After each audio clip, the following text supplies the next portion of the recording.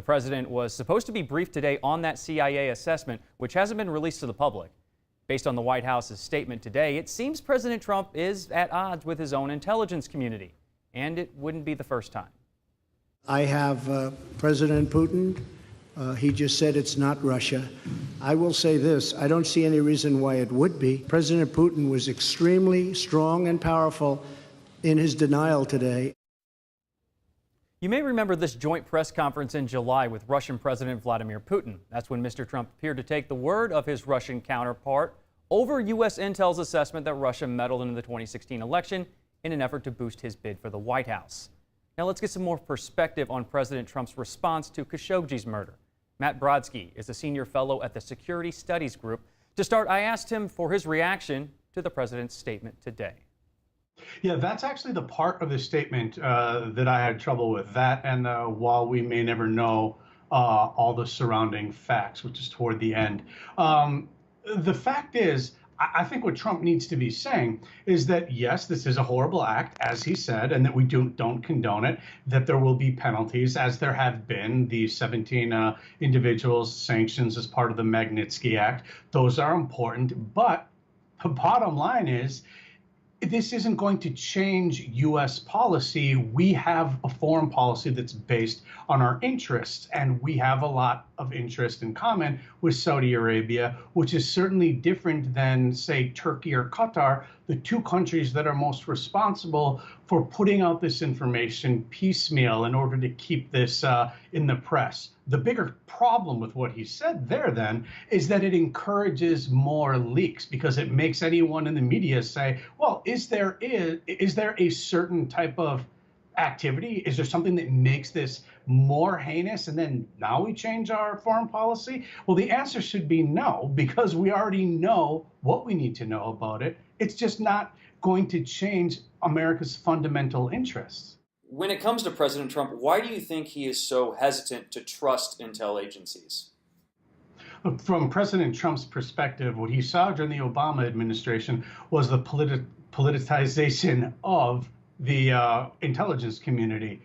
We've seen leaked information go from specific people in the intelligence community high up, and then after they leak that information, they then get hired by media outlets, major American media outlets, to be their voice of reason when it comes to intelligence matters. So Trump began with something that looked very cynically at what intelligence community from the U.S.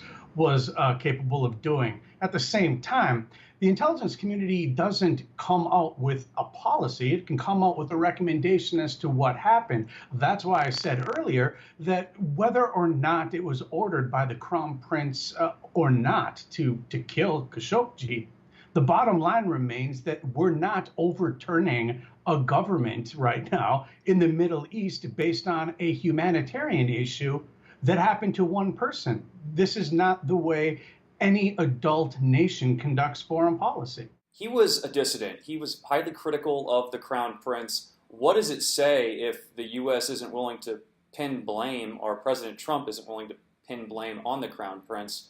What does it say about press freedoms?